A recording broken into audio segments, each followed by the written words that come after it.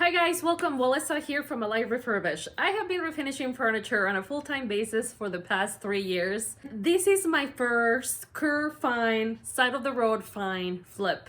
It's like a Cinderella story, and I'm telling you, you're in for a treat, so don't go anywhere, keep watching.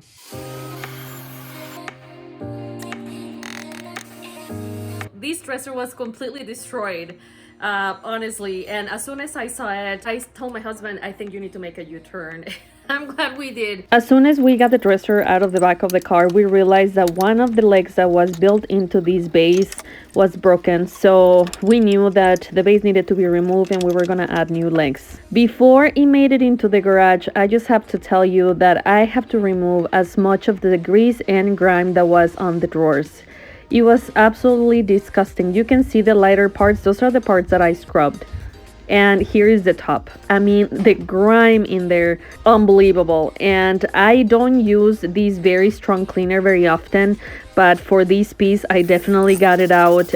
Just follow the instructions on the bottle. You dilute it with some water, but it works really, really good getting rid of all that grime. And I mean, I am literally scrubbing the life out of this dresser. You have to really get rid of this grime, otherwise it's gonna gunk on your sanding paper. And also remember that if I try to paint over this, all that disgustingness is gonna come through my new finish, and I am not gonna be happy about it. So I might as well just get rid of all of it, and I gave this entire dresser a deep cleaning. I mean, really, the drawers were inside were disgusting. I have no idea where they kept this dresser, but oh my god.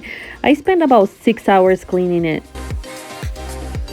You know when they say that nothing in this life is free? Well, I agree. I think I paid my dues by the amount of time that I spent cleaning this dresser. I could have made one whole video out of just the cleaning part of it. In this short clip, I'm showing you the parts that I already scrubbed versus the one that I haven't, and what a difference. It is sanding day, and today I'm using 120 grit, and I am just gonna try and get rid of as much as the oil finish as possible. And actually, to my surprise, this piece sanded really good. I even sanded the inside of the drawers, and as you can tell, there's some spots there that it's not gonna be perfect when I'm done with it, but I think I'm just gonna line the drawers with some pretty paper. Just a quick reminder that we sand our pieces so that our paint has something to hang on to, and also obviously to try to remove any scratches and to have a smooth surface. Now it's time to clean all that dust off, so I'm using this TSP substitute. It comes in a powder form. As I'm cleaning, I'm inspecting the piece and I'm realizing that the top drawer slide came off, so we're just gonna have to glue that back on. I also found a couple of very deep gouges. One of them is on the top and the other one is on the side. So to fix all of those, I'm gonna be using wood filler.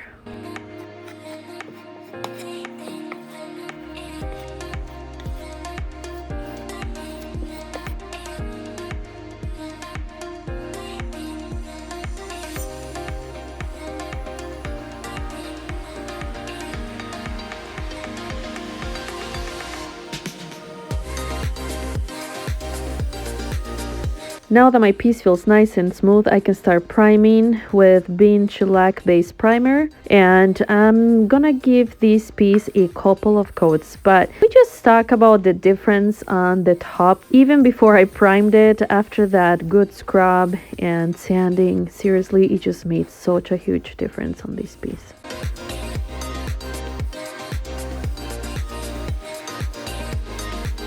I know all refinishers are different and we have our preferences. I prefer to keep the drawers on, especially if I'm rolling or brushing my paint and primer. This way it keeps the drawers at an eye level. This makes it less likely to miss any spots.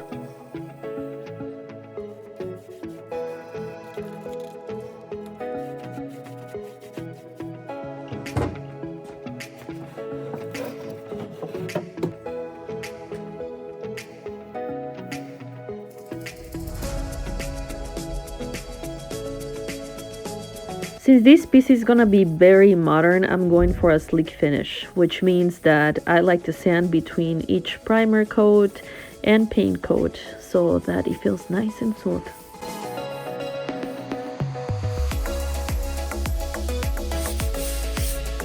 Now that I'm done sanding, I'm giving everything a good wipe and I'm gonna start applying my base color. Today I'm using the color Salt Water and Deep Sea from Dixie Belle. I'll be applying 2 coats of my base color, which is Salt Water.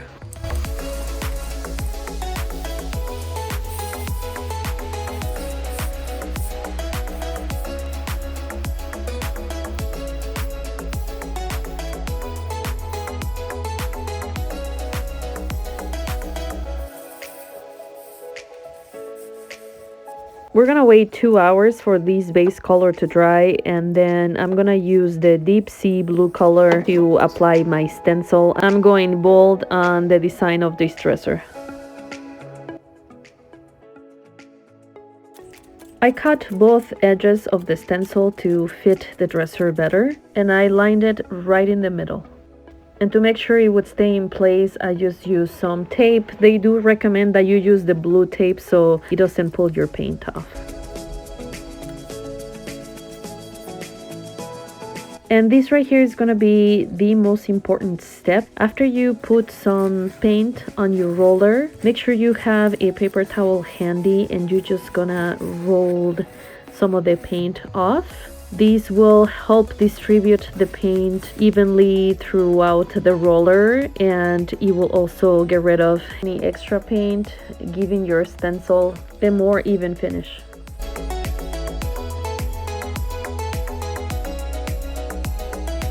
To prevent any of the paint seeping through the edges, just rolling back and forth softly without putting much pressure.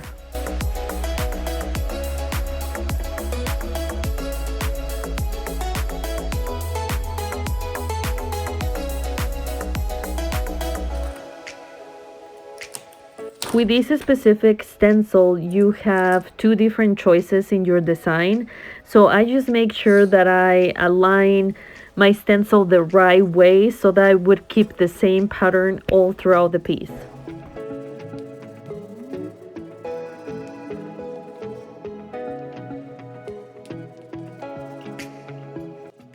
I did have a little bit of bleeding from this blue color, and what I just did, I just went over those areas with the base color and tried to fix them the best I could. I also tried to touch up some of the paint, and unfortunately this happened. I'm just sharing my frustration with you here, trying to keep things real. Many times projects don't go as expected, and that's okay. This is something new for me too. And if we mess up, I mean, at the end it's only paint and you can make corrections with your base color. I mean, in the moment it's a little frustrating, but you just keep moving forward. A small piece of advice is just to make sure that your design is flowing when you are painting the sides. This stencil has 2 different designs that I could come up with depending what side I rotate the stencil to. Just keep that in mind as you go through so that your pattern stays the same. I wanted the stencil to look a little bit aged, so I gave it a 320 grit light sanding. As you know, any sanding creates dust, so I just needed to make sure that I wipe everything off. And now it's time to put some new legs, and for that we're gonna be using this Tybond Quick and Thick wood glue to attach some wooden pieces so we can mount our legs.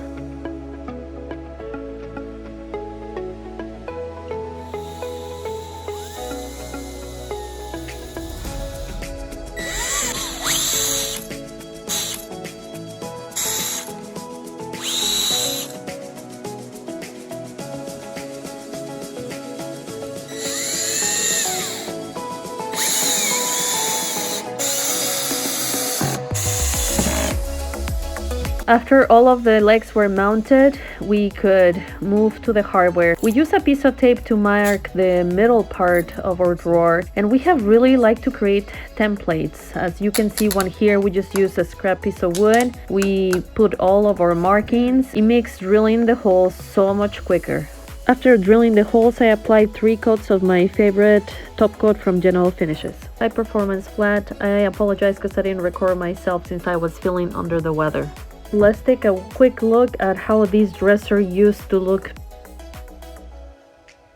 And this is how it looks now. I couldn't be more pleased with this makeover. I just think the handles, the legs, and that stencil gave this piece a wow effect. I'm thrilled with the results.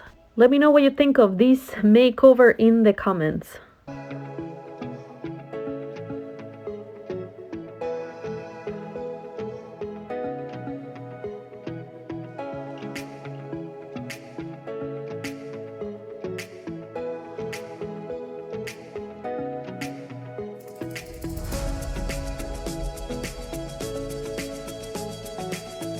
Thank you so much for watching. How fun is that dresser? I mean, talk about a dramatic before and after. What else can I say, guys? Remember, if there is hope for these pieces of furniture, doesn't matter how tough things get, there's always hope for you. Remember that. Remember to subscribe if you haven't, and if you already have, don't forget to turn on your notifications so that you'll know next time I post a video. Until next time.